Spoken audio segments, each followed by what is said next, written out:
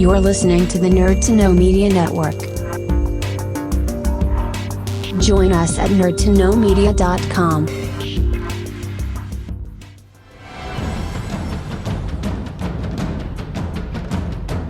Broadcasting from the Blanchistan Center, this is Phoenix FM. The internet is a communications tool used the world over where people can come together to bitch about movies and share pornography with one another. According to the Nerd Index, you should be upside down in a junior high toilet around the clock. This is Time goes in, time goes out. Never miscommunication. It's over 9,000! My name is Foxy. The balls are in there.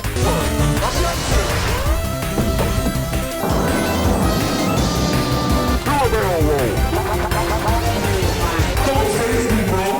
It's a trap. I'm a firing believer. Time to Hey, Charlie, wake up. Oh, God, oh, man.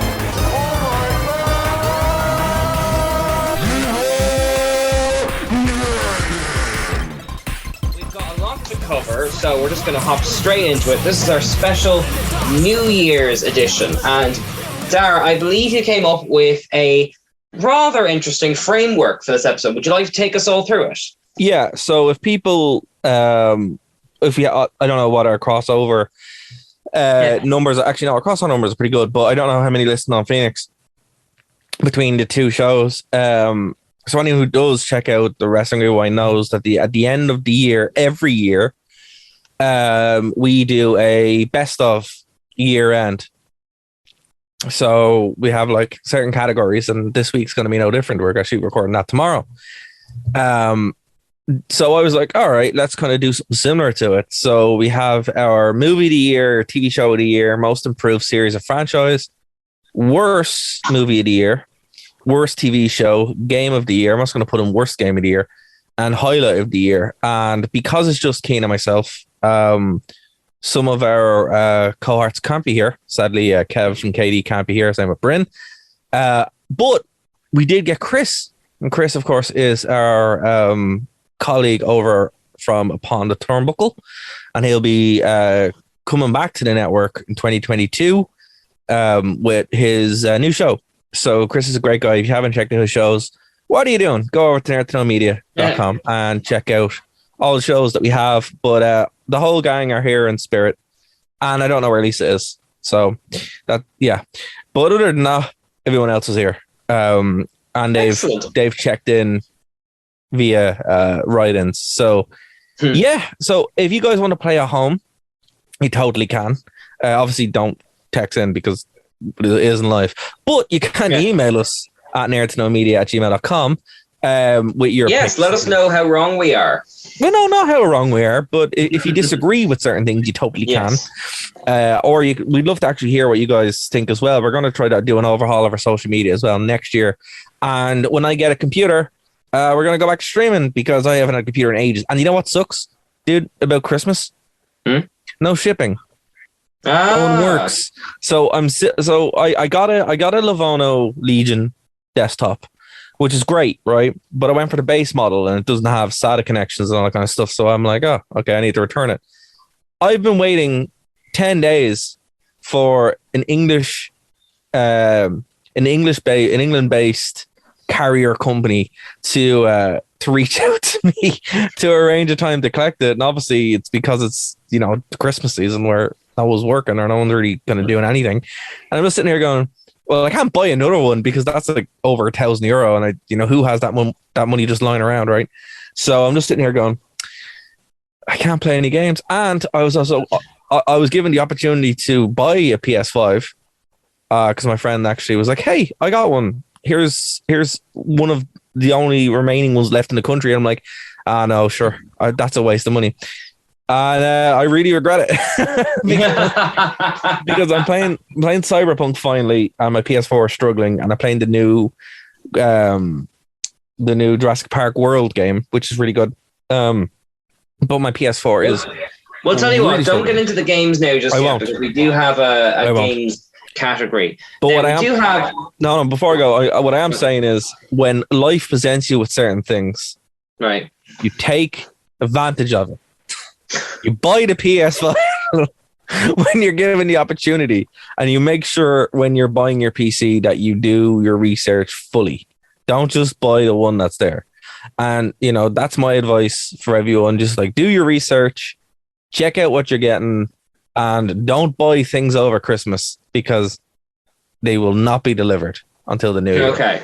So Fair that's enough. why I'm still waiting on Christmas presents to arrive, certainly. So I do absolutely. feel that pain. Apparently in England it's so much worse as well. I've heard that like to be fair, shout out to On Post. They've been unreal. Like, oh yeah, really, really good. Like, I don't think people, and this is mainly for our American and listeners who aren't in Ireland, I don't think people realize how amazing, or even Irish listeners, to be fair, because you don't realize how cool our postal service actually is.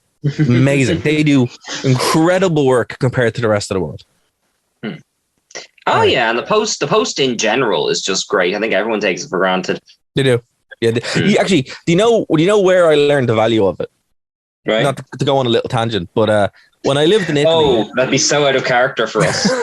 When I lived in Italy, you can't use the Italian postal service, or the locals don't use the Italian postal service in Rome, right? Right. They just, I don't know if it's changed now or not, but when I was there about 10 years ago, it was the case. If you wanted something to arrive, you went to the Vatican and you posted stuff through the Vatican post, and you got stuff delivered to the Vatican. Which is really funny. Oh my god! Yeah, no, that's what you did. So when I was in Rome, is that because it's a different nation or what? Well, it absolutely is a different nation. Yeah, it has its own postal service and everything. But no, it's basically because the Italian post gets robbed all the time. So they don't rob the Vatican post. So you'd go in and you'd use that, and that's how I got my passport and stuff sent over to me. Because actually, my passport ran out when I was in Italy. I was like, oh no, this is a bad idea. I should have thought about this before I came over. So I had to get it all sent over and stuff like that. And yeah, I think they have FedEx and all that kind of stuff now. But, you know, if you're ever in Rome, folks, and you want to get something sent over to you, just go to the Vatican and use the postal service. It's great. Really all right. Good. Really good. That is not where I expected this New Year's episode to go. Before we actually get into the categories, very broadly speaking, do you think that 2021 for quality of life and all that kind of stuff was an improvement over 2020? Kind of, and also not really. Like, we got a lot of normality back, but then, you know, it's difficult because I don't want to ruffle feathers. But, you know, I would say go back and listen to some of the shows, and you can actually kind of see themes in it that they've brought in, particularly the cinema saga. Definitely going to the cinema has become very, very difficult, and a very trying experience. Like, View are still great, and you know, they're wonderful, and Cineworld are, you know, gold star. They're brilliant. The other main cinema is terrible. It's an atrocious experience, and it's funny, in 2020 it was actually great. You went in, it was brilliant. Like, you know, they really did a great job, and then when the rules kind of changed, they lost their mind and have just made it a horrific experience. Yeah, that is a fair point, because at least 2020, as hard as it was, like, at least it felt clearer. We're all staying home. We're going back. We're all staying home. I think everyone seems, and we were all in together. Lost. Yeah, and we were all in together. Yeah. 2020, as hard as it was mentally and whatever, there was still a case we're all in together. 2021 was incredibly divisive.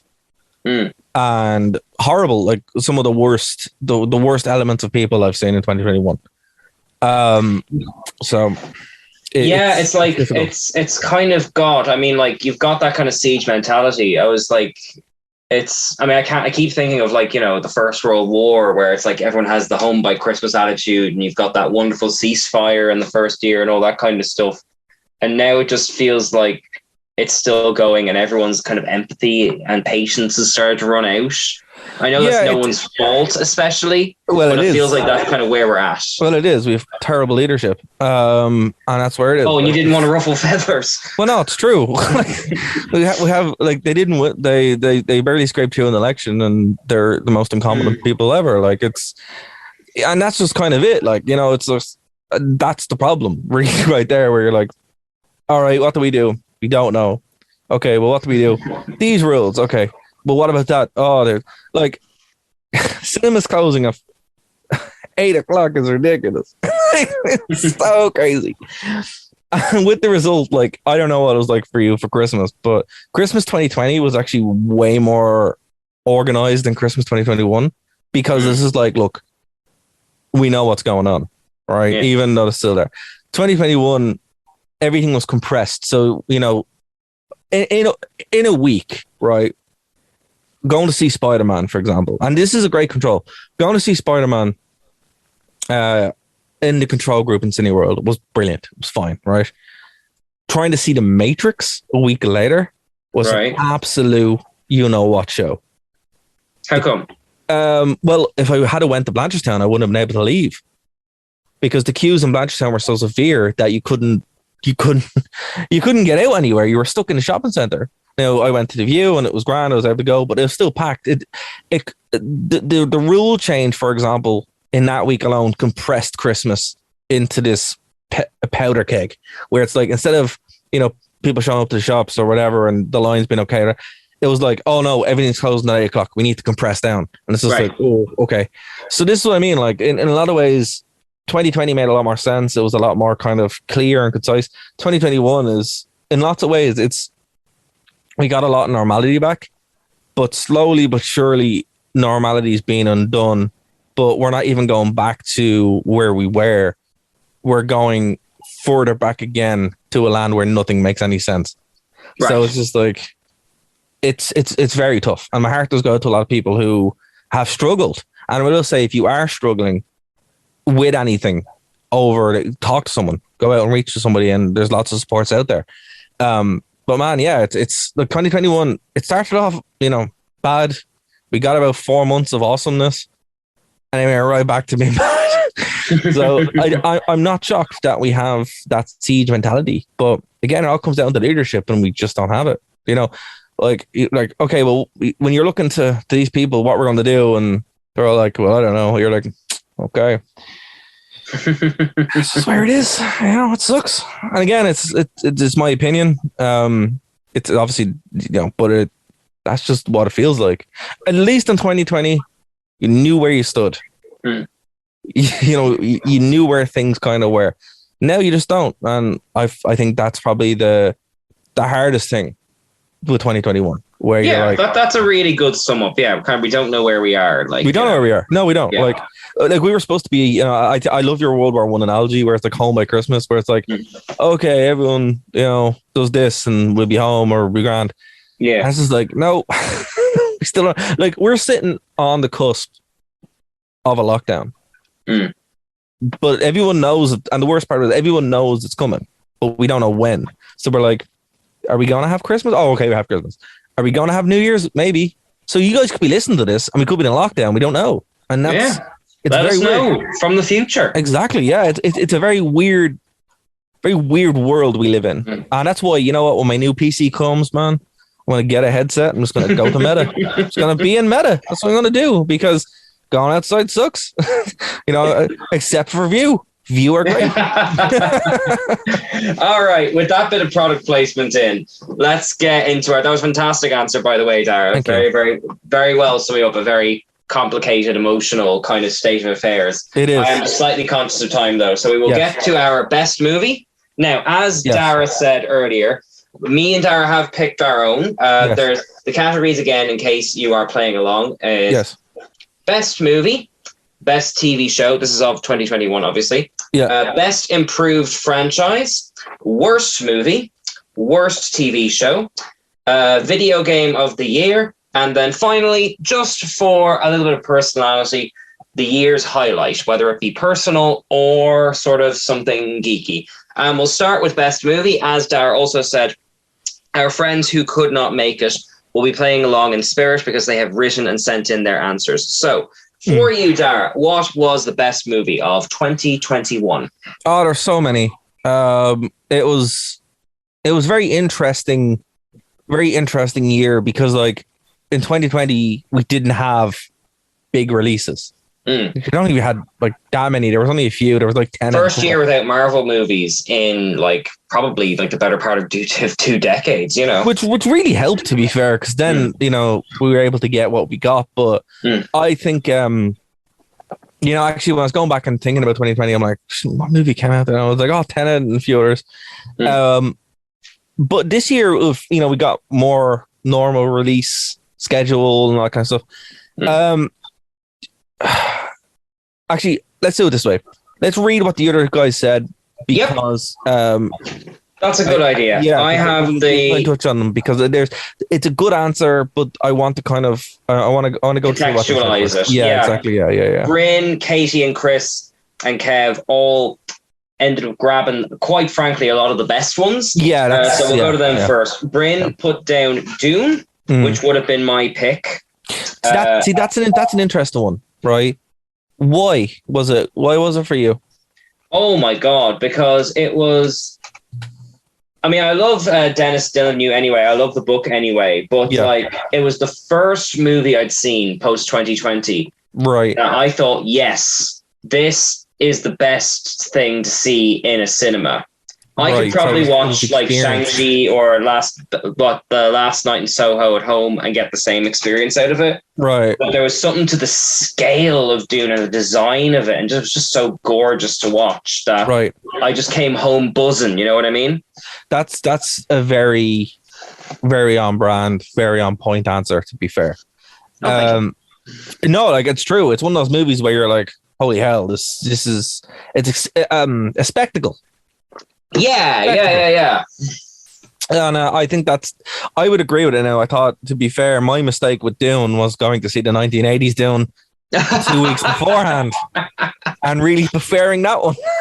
Yeah, I watched it on Netflix about 2 weeks afterwards. I'm like, as if, I mean, I get it. I think I get it more having seen the newer Dune, as it were, but I could see people having not read the book being lost by oh my god, it's very long version, like at least the Twin Peaks version, you get some sort of resolution. That was my problem, and that's why it's not top of my list at all.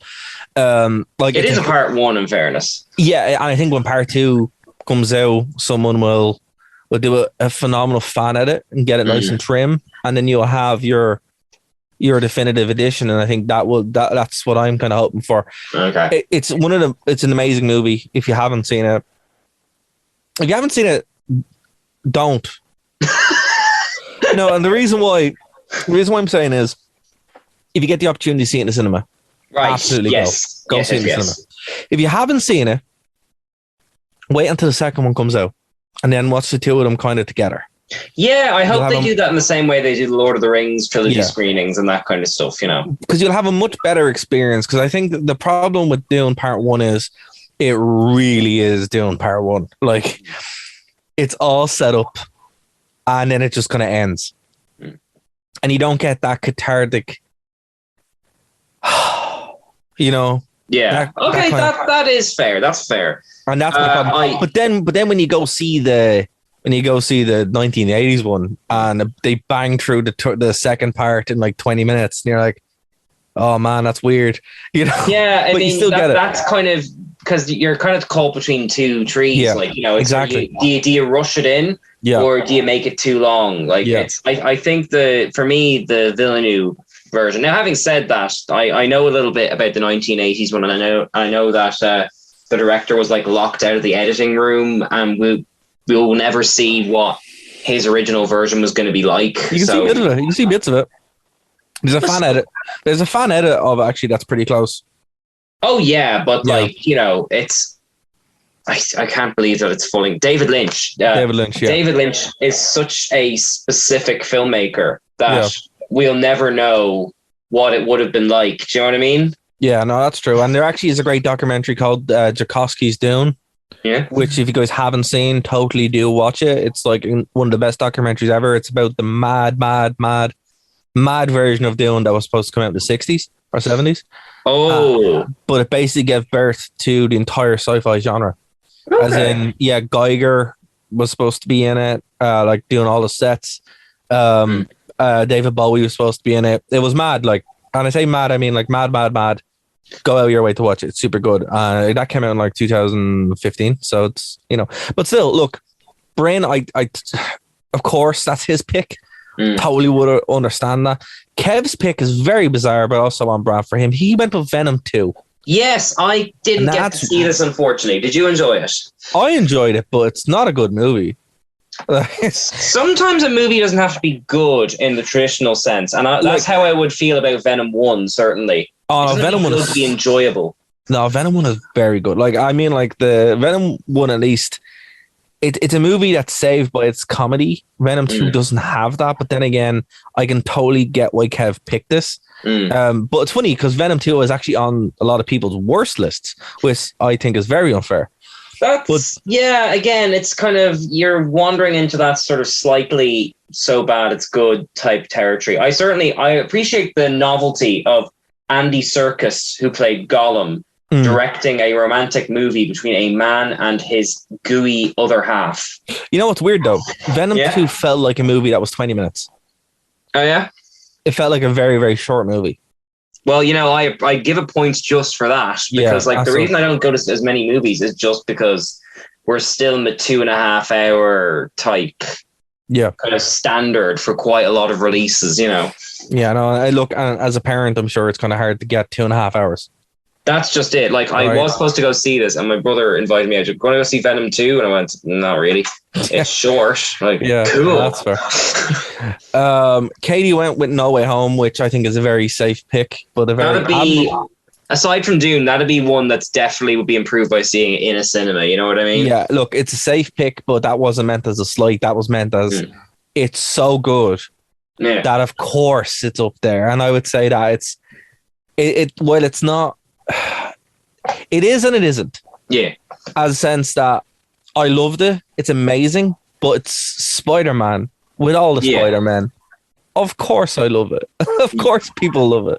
Right. But I think if that's your favorite movie of the year, I totally understand why. I want to go see it twice. It's phenomenal. Oh.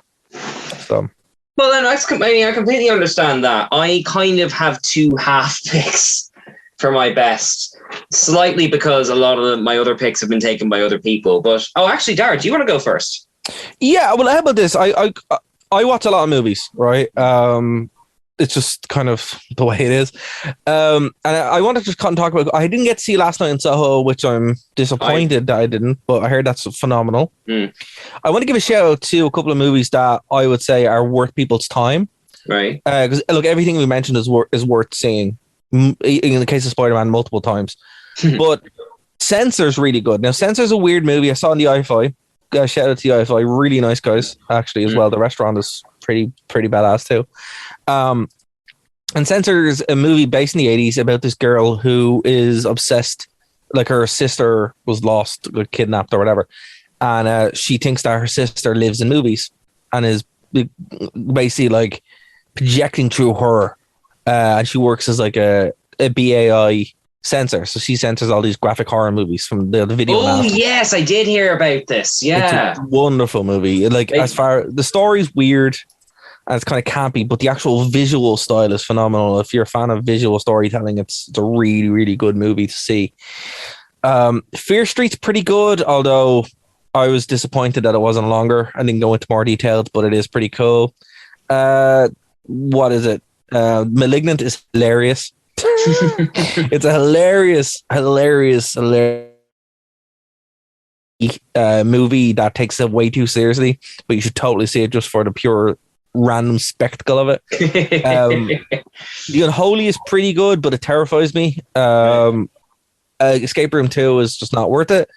But I would say, again, like, as far as like top tier movies for this year, it was a good year for it. But for me, I always like to judge the year on what the horror movies are like. So it was a good year for horror this year. Yeah, because horror movies are like the lower budget, more independent things. So it might be a better barometer for like kind of where cinema's at, Stream of it. And even with Fear Street, that was 100% on Netflix. And it was actually a very, very good effort for Netflix.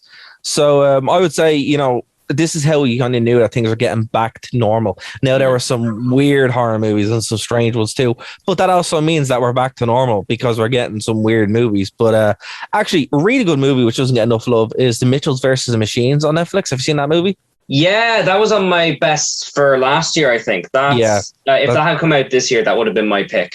Yeah, that was really good. Well, it says 2021, so I think because it came out Stevens' Day or New Year's Day last year. Okay, so I was still counting. In that case, I was going to pick Shang-Chi, but Shang-Chi's great. There already being a Marvel thing on my list, and us giving a month's worth of airtime to it, I think I'll go with The Mitchells versus the Machines instead. I do want to give a shout out to a film that was really done dirty by being dropped on streaming.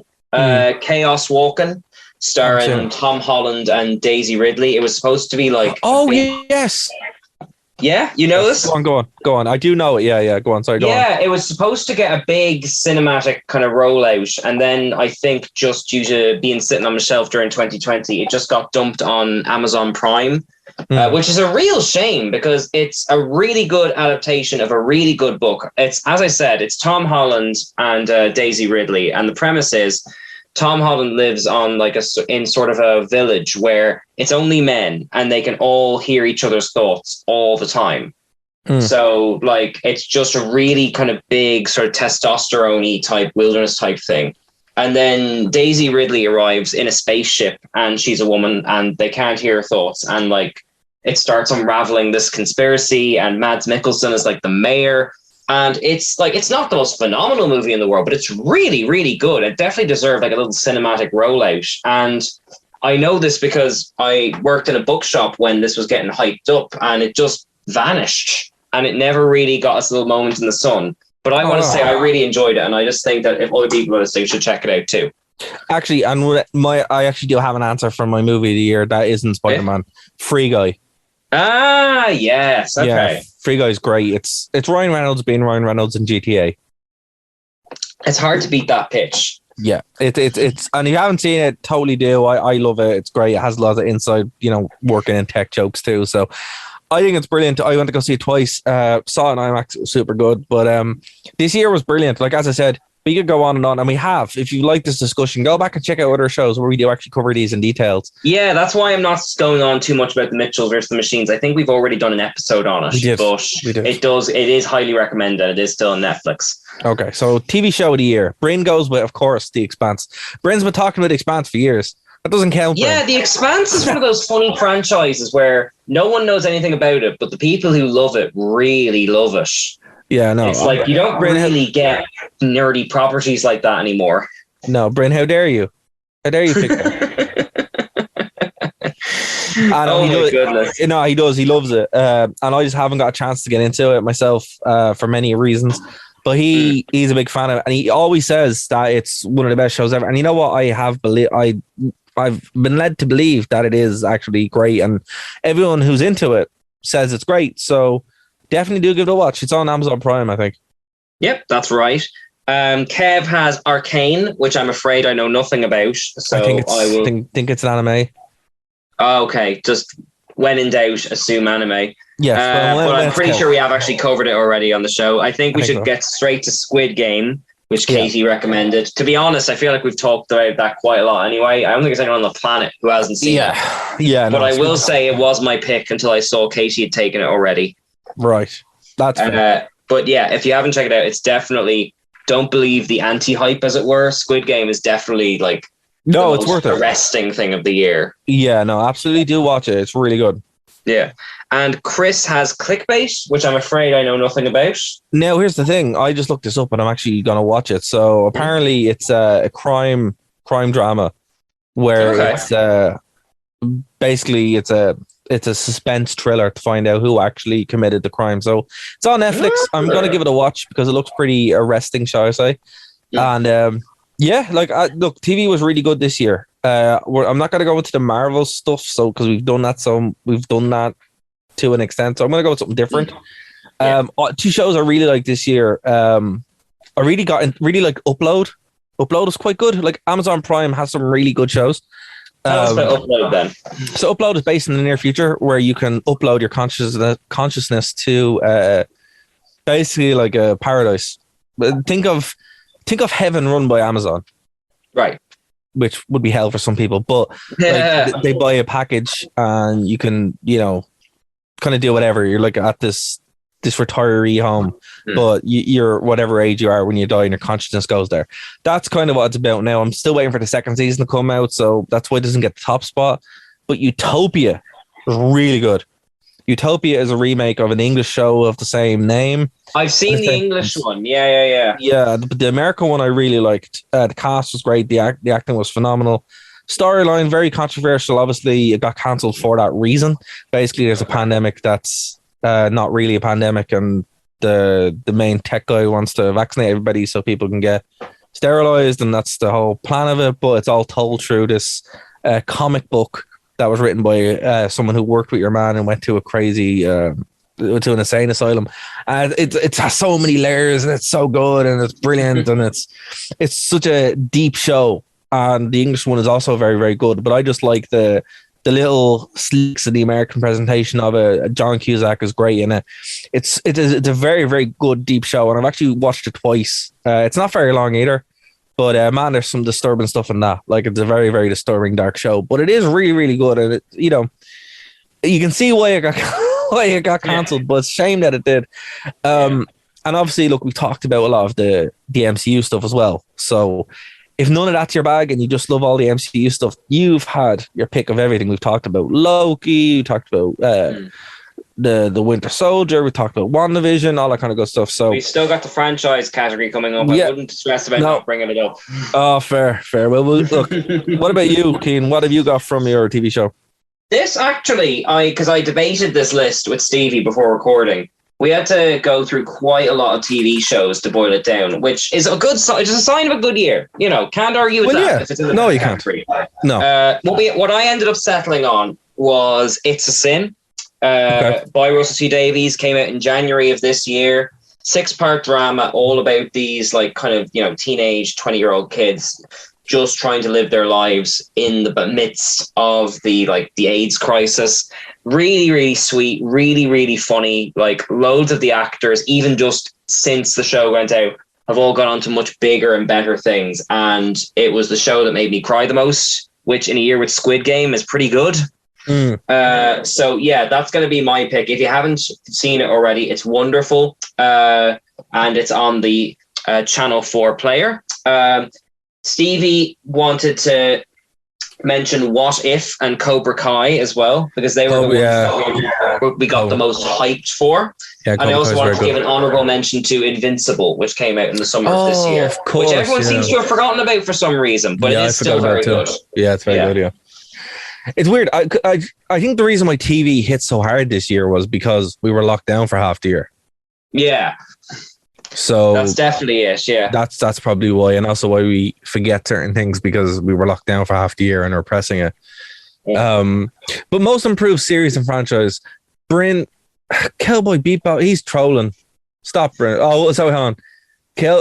Netflix Cowboy Bebop getting cancelled was certainly an improvement. Now I understand. Yes, Bryn, I understand. Yeah, can I actually? I just want to say, like, I don't like the way people are relishing Cowboy Bebop getting cancelled so quickly. Right. I mean, if you don't like the idea of it, that's fine. But but even as a remake, I don't like people taking joy in something's sudden cancellation. It was still made with passion by someone somewhere. It feels a little bit petty to me, I think the reason why the damage was done, It's a Gundam did a very good series, did a very good video on it. It's like half an hour explained. Right. No one on that show helped themselves.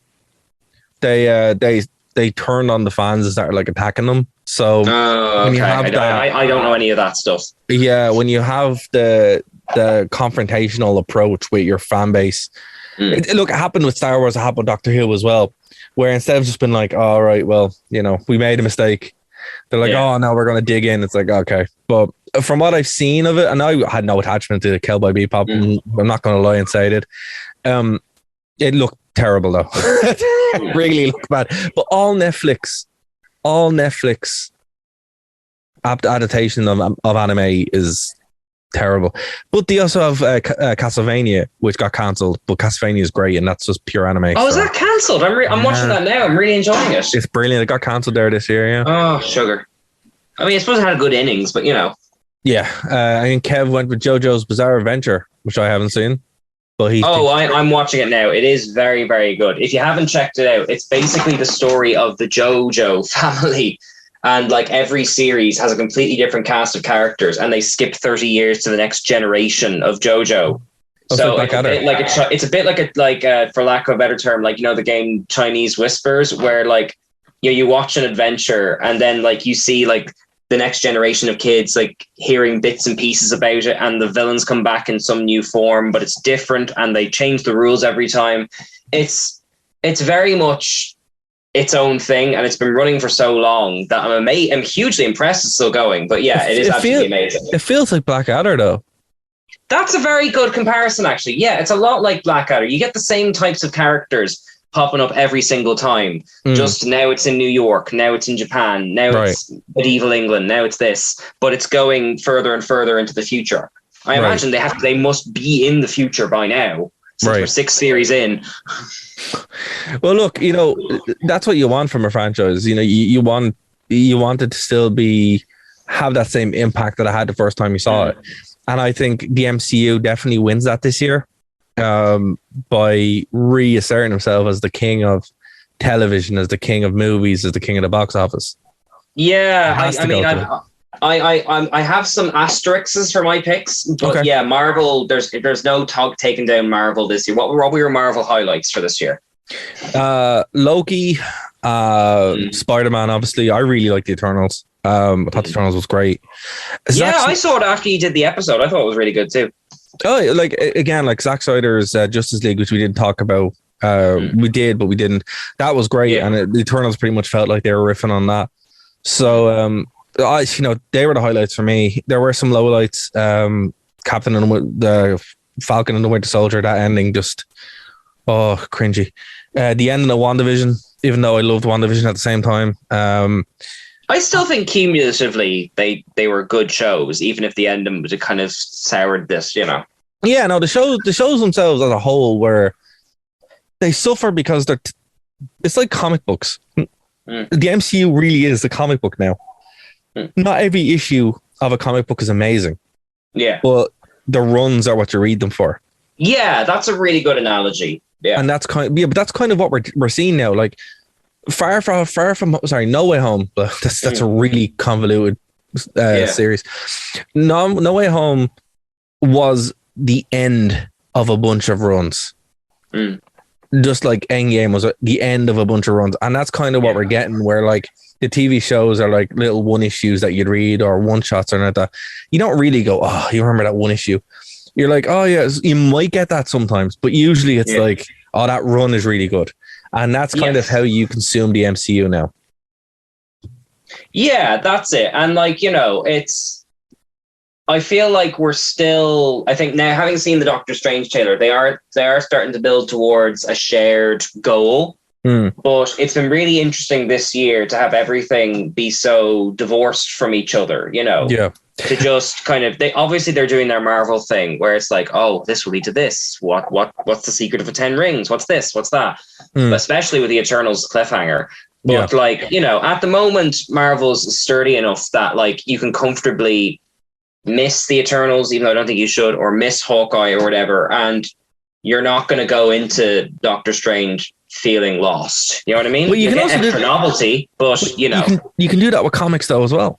Yeah, exactly. That's what I'm saying. I'm leaning into your analogy, like like it's, and I think that's the best way to kind of, you know, obviously it's a comic book based thing, and by leaning into that kind of makes sense. Like, you know, you watch Loki, it doesn't really matter if you didn't see Loki, but in No Way Home, when you see all the cracks, you're like, oh my god, that's the same thing as we saw in Loki, you know. And it's, oh yeah, like there's 3 multiversal events by my count happening in the Marvel universe, coming from different places, like, you know. And they don't know what's going on, so it's pretty cool, you know. But just a quick note to Star Wars. who have managed to not be a dead franchise anymore, thanks to Dave Filoni and The Mandalorian. Yeah, Bad Batch, Boba Fett, and Visions was quite nice too. Like, Exactly, not the biggest year for Star Wars, but I would say pretty consistent all around. But the best year for Star Wars since Rogue One. So, you know. Yeah, I would agree with that. I want to give a shout out to the two franchises that nearly got my pick and shot themselves in the foot at the last minute. Doctor Who? The first being Star Trek, which had, I'd say, on balance, even though it's quietest year, probably its best year in quite a long time. They've got 3 shows running that are all really good.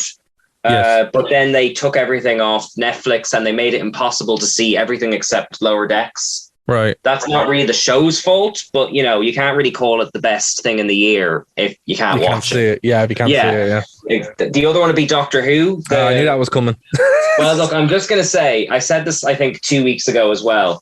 This has been the best year for extended media Doctor Who. Eccleston's back playing the Doctor. Tennant's back playing the Doctor. Like, you've got... They brought John Sim and all the other masters back together. The comic books are really great. We've had 2 great video games, loads of great novels and things. So, and even just getting the 7 episodes we're getting this year filmed in 2020 is kind of a miracle. Yeah. But again, like Star Trek, I wouldn't be comfortable calling it the best, most improved of the year, considering the actual episodes. You know what I mean? Yeah, well, look, once they get rid of your woman and your man, it'll be fine. Oh, well, I wouldn't go that far. I do have a lot of apprehension with Russell T Davies coming back, just because Doctor Who has never brought someone back. It gives me Force Awakens kind of worries. No, there's a big difference. The Force Awakens is a war crime, and it was written by a hack who had it was written and directed by a hack who never should have went near any franchise. The difference is with the Davies coming back, he was there in the show as a show writer. He knows what the fans want, and he knows how to give it to them. Yeah, and like, because I said It's a Sin is my pick of the year for television, he is still a great writer. But and also just a shout out to all the people animating lost Doctor Who's. We've gotten like 3. Like, are you up to speed on the whole like missing episodes thing for Doctor Who? I'm not aware of any new ones that came out, but I am aware of that it exists because they taped over all of them. Yeah, they taped over all of them. Yeah. Basically, yeah, that's the long and short of it. So they've animated, I think, 3 missing ones this year, and they were all great. Like, you know, so it's been a good year to be a Doctor Who fan. Just right. But you wouldn't get that if you'd only seen the TV show. But I will agree with you. Marvel's probably the most improved franchise by just it's kind of a third go at breaking into television if you include Netflix and Agents of S.H.I.E.L.D. And this one seems to be the one that stuck the landing, you know? Yeah, no, it's one of those things where, like, it's trying to find its footing. Marvel on TV was a strange thing, but now they found out how to do it. Doctor Who, you know, has found its footing outside of TV, and the same with Star Wars finding its footing outside of the movies, and they'll circle back around eventually and level themselves out. But yeah, no, it's a bit like your 2021 analogy. It's like we don't know where we are yet. Yeah, and that's fair. And the franchises kind of have that in a good way, you know. Well, look, the worst movies of the year here are Cruella from Kev. I didn't see it, so I hear it is really bad. I've heard it's a very so bad it's good film. Right, and then Black Widow. I disagree. I think Black Widow's, you know, the problem with Black Widow is it shouldn't have come out in 2021. It should have come out in 2019. Yeah, and that's the problem with it. Do you have any really bad movies from this year? No, to be honest, I struggle to pick bad things at the best of times. Right. So unfortunately, I've nothing to add to either worst movie or worst TV show. But again, sign of a good year, you know. That's not necessarily like a bad thing. I am missing the shows like Black Mirror and Inside Number 9. I do think that is, as much as we've had lots of good picks here, I think we're still struggling in the post 2020. Like, not a lot of good stuff is coming from original creators phase. Yeah, like your Edgar Wright, someone like that. He has enough pull to get something made in the year 2021. But I think, if I had to kind of single out something worst, I would say, as a concept, the fact that only the Marvels and Star Wars and stuff have been able to make things in the past year. That's fair. Like the Green Knight was supposed to be great, but I can't find it anywhere because the It's Chaos on Walking again. It's on on Amazon, is it? Well, then I will look Yeah, it it's on up Amazon there. Prime. Like, Yeah, it's on Amazon Prime. but yeah. even that, like again with Chaos Walking, is all the independently made stuff is kind of getting lost. Yeah, no, So that's I'd fair. say that's a pick and more of a trend, but I'd say that's where my head's at with the worst state of movies and TV shows at the moment. You know, But see, the thing about it is, it's like that's more of an Ireland problem than an industry problem, because there is Mubi and stuff like that out there for streaming services. Okay.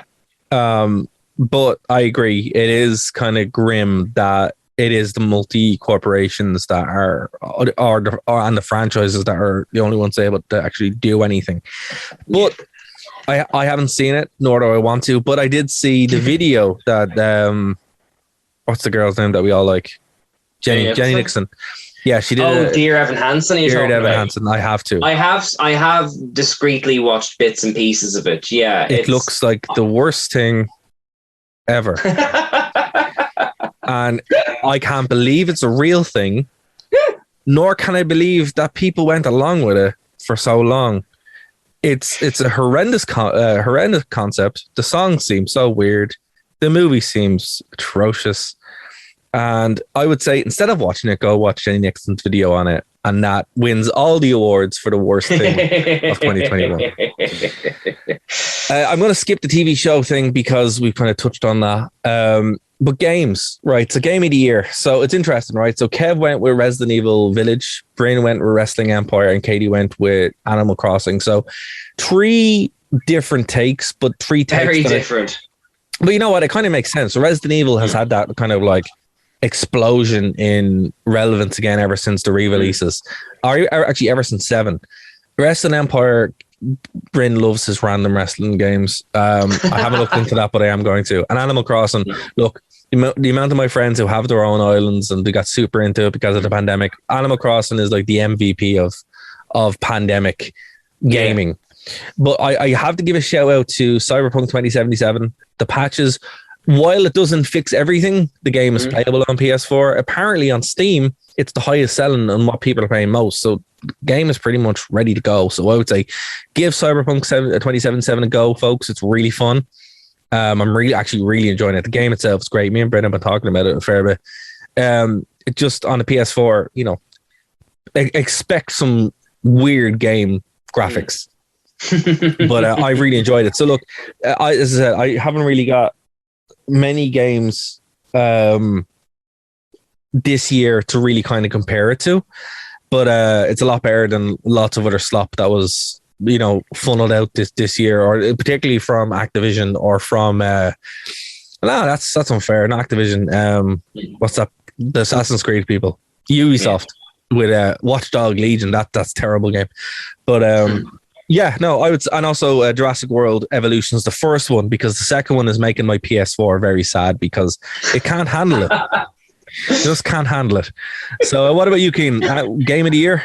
Well, funnily enough, I really, because I play the Switch and so much of the Switch is retro that I actually really struggled to find out which of my games were from 2021. In the end, what I came down to was kind of 2 mini games, as it were. The new chapter of Deltarune, which is the sort of spiritual sequel to Undertale. Right. They released that on the Switch for free, which no one does that anymore. And it's not like a big corporation. It's just one guy and his friend who makes it. And it's wonderfully charming. Very 8-bit. That'd be my pick for this year. Similarly, very small, the mobile game Lonely Assassins, the Doctor Who one, all about a weeping angel possessing your phone. That's cool. Really freaked me out. It was only like 2 or 3 hours, but it got under my skin in a really good way. And it was good enough that the actual main Doctor Who show took some of the ideas and incorporated it into the show. So that's high praise there in and of itself. So, and plus you can get it on your phone for £3. Like Deltarune is free, and like the Lonely Assassins is like £3 to £5. Like, you know, can't go wrong. Best picks of the game. You can't go wrong with that. I do want to give a shout out to Knights of the Old Republic, though, which isn't this year, but they did put it on the Switch in November, and I'm just on the final hurdle of it now on the Switch. So if you had to, like, oh my God, it's really, really good. It's got that, I will say, I kind of gave up on it 3 times because it's got that very early 2000s, we're not telling you how this game works, you figure it out type vibe to it, which a lot of kind of 90s PC games used to have. But that's because it's a 90s PC game. Well, there you go then. So, but once I kind of got over those hurdles, and actually having it handheld, so you can do a lot of the busy work just while watching TV and stuff, and then kind of pay attention for the major fun bits. Yeah, that is a huge improvement. So yeah, that would be my pick. Those would be my picks for this year. Although, if I'm being honest, I did check my like hour-to-hour play, and the one I did most was probably Fire Emblem Three Houses, which I talked about before. Yeah, which clocking up nearly 300 hours or something ridiculous like that. So just in the it's not a 2021 game, but in the interest of honesty, I thought I'd throw it out there. And thank you for encouraging to give Knights of the Old Republic a go, by the way, Dara. Oh no, you're welcome. It is the best Star Wars medium that's out there. It's phenomenal. Was a highlight of the year. So Kev, like a broken record, D&D in person since the start of the pandemic. Yeah, man, that's pretty. Look, as I said, no one wants to play D&D with me, so I'm sure it's great for him. But Kev. Yeah, I don't know. They just no one wants to do it. Oh, Kevin Bryn play D&D, but I'm not good enough apparently. I am joking, he's but complaining about cinemas. What's going on? I know, right? I know, but that's pretty cool. Like from what I have heard from a lot of my friends who do play D&D. Again, I have loads of friends play D&D. No one wants to ask me, but they have all loved that, and that's really cool that people have been able to have that again. So that's very heartwarming. Bryn deep diving into D&D. See, look again, it's just twisting the knife. Crafting tailor-made stories and counting maps have been incredibly satisfying. So I'm glad Kevin and Bryn have D&D, but I don't. I have no D&D friends. Hashtag, I need friends. Chris said the bird of his niece, and also staying topic, he made a D&D day. Oh, what is this? Everyone has D&D, but me, this is crazy. I'm not playing D&D. Keen, we're gonna start our own D&D with blackjack. Oh yeah, hookers. Oh my god. But yeah, no. So the team here, I think, for everybody who filled us in, is that they all got to play D&D and had a great time. So yeah, we got to have our own Nerd to Know D&D session. So if you guys want to join in, I have no idea. But what has been your highlight of the year, man? Oh, look, I'm going to play the dad card. It's just been all of the kid highlights. My daughter starting play school. Oh, wow. And getting my first proper job and all that kind of stuff. Like it's been a big scary year of health scares in our family, but it's also been a lot of change and that kind of stuff. So it feels like we're going to be kind of settled just hopefully as soon as the world itself is. So those would be kind of the big highlights. But I can't really think of like pop culture things for 2021. I suppose it's nice just to be getting back to cinemas and things in general. Yeah. But yeah, I suppose definitely these meetups as well will be my highlights, kind of like having the chat and kind of finding out all that kind of stuff. It's nice that it feels like we're kind of getting towards, I hate saying normality, but it feels like we're turning a corner and going back to something better. And that's, well, I hope so. Yeah.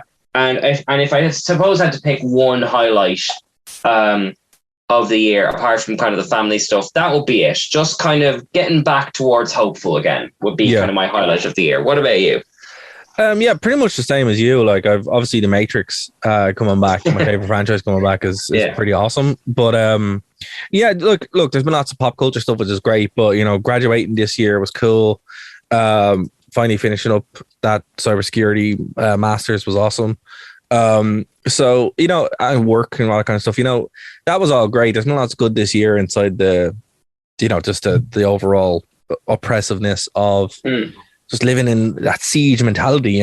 But as you said, the more those couple of months we got when things were relatively normal, shows that there is kind of light at the end of the tunnel. That's all. It's not going to be bad forever. It's going to be bad for a little while. There's a good phrase. It's a bad time. It's not a bad life, or something like that. And that's kind of worth contemplating going forward. And like 2021 wasn't the best year. 2020 definitely wasn't the best year, but I think there's those little bright spots where it's huge. I got to go to Rome this year for the first time in 10 years. It was amazing. Wow. I got to go to London, which was amazing.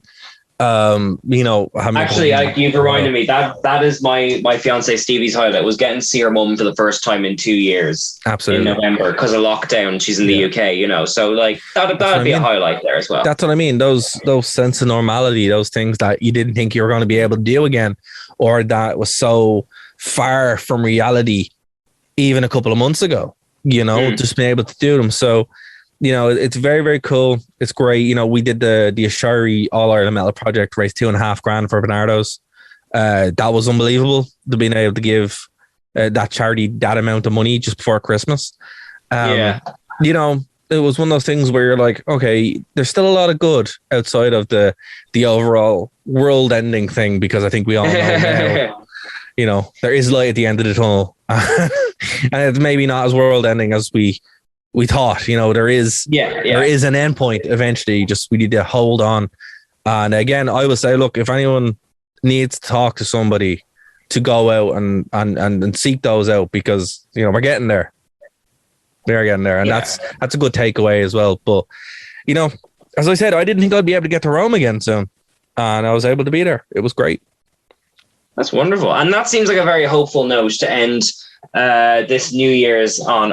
Everyone listening at home, thank you so much for listening. I don't know, as Dara alluded to, we don't know what the state of the world will be by the time this airs, but in any case, wherever you are, we hope you have a wonderful New Year's Eve and New Year's Day, and in fact, hope you have a wonderful 2022 in general. I know everyone's making the joke that 2022 is 2022, but, like, you know, let's have some positivity and kind of best wishes going into the new year, you know? What I'd say, Keane, you know, sometimes the sequel is usually better than the original, as the case with Star Wars. So it could be better again. Remember, not the sequel always isn't a bad thing.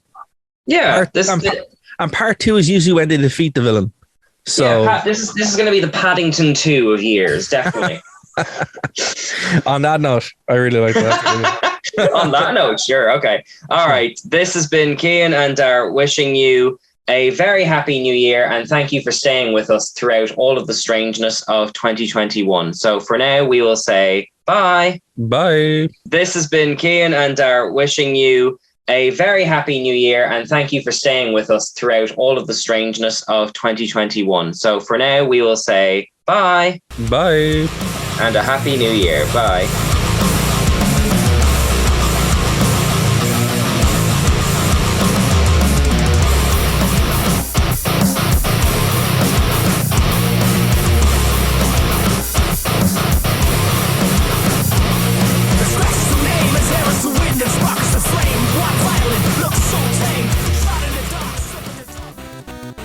Thank you for listening to a Nerd to Know Media production.